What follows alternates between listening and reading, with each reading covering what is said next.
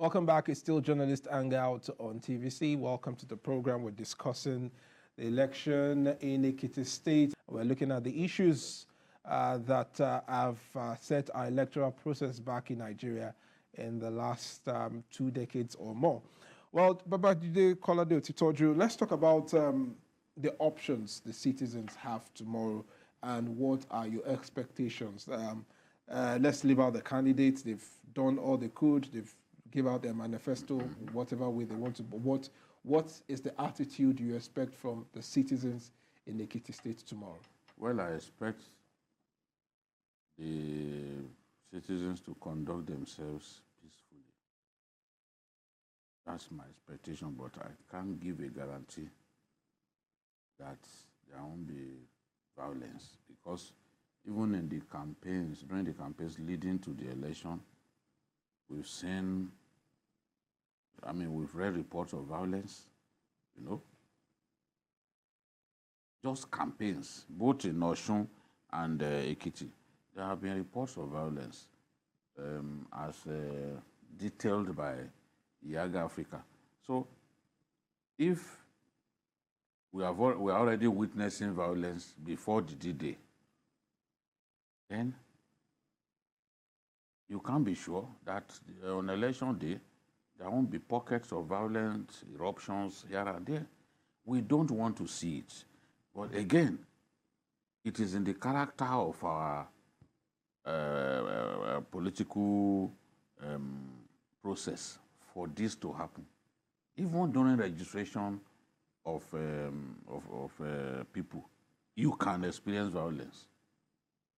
Those people registering for the election, you can experience violence. So people's billboards get violated, get destroyed. It's still part of what we see that show that we are still backward democratically. My own concern is that with every passing election, we don't seem to want to discard these aberrant behaviors that we see. I call them aberrant behaviors because in other climes, apologies to those who don't like it when we say in other climes, but you will keep hearing it. In other climes, they don't break people's heads on election day. Elections in some countries are just like carnival. People will be happy that, yeah, as voters, at least once a year, this power comes to us. We reserve the right to remove anybody who has not served us competently from office. So the voter expresses joy on election day, the kind of joy that he doesn't experience on normal days, because that's the day when he uses the power in his hands, has the power to vote people into office or even remove. If our electoral process does not improve, if our elections don't become more and more credible, we won't be able to produce quality leaders. We could produce quality leaders in snatches. We could produce quality leaders by chance or fortuitously.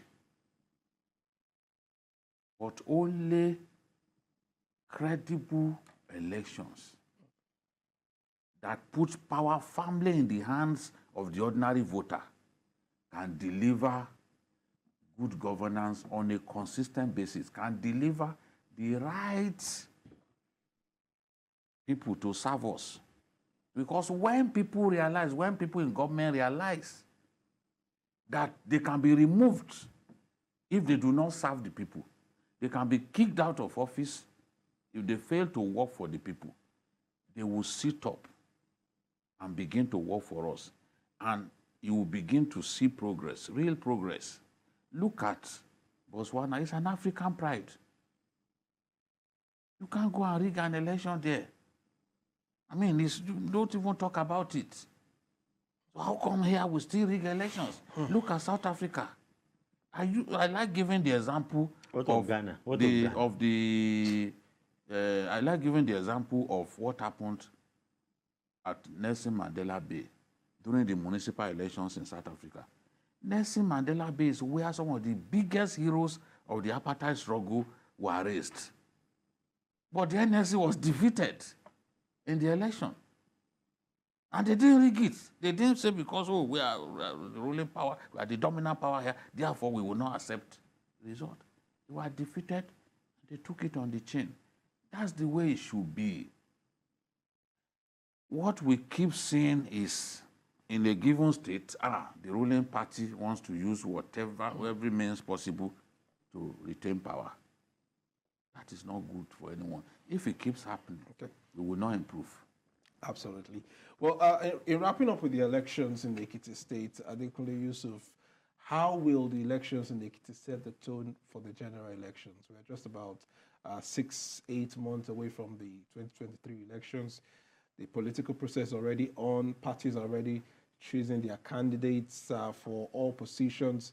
But the Ekiti elections, and maybe by extension the Osun state election, can be a litmus test for how ready we are for that 2023 general elections. What are your expectations from the part of the electoral umpire, INEC? What are the measures you're expecting that they should put in place which can be tested with this election? And for the security agencies as well, what are the things you expect, and how can this election be a litmus test for what we should expect in the 2023 elections? Well, in the last year we had an election in our state.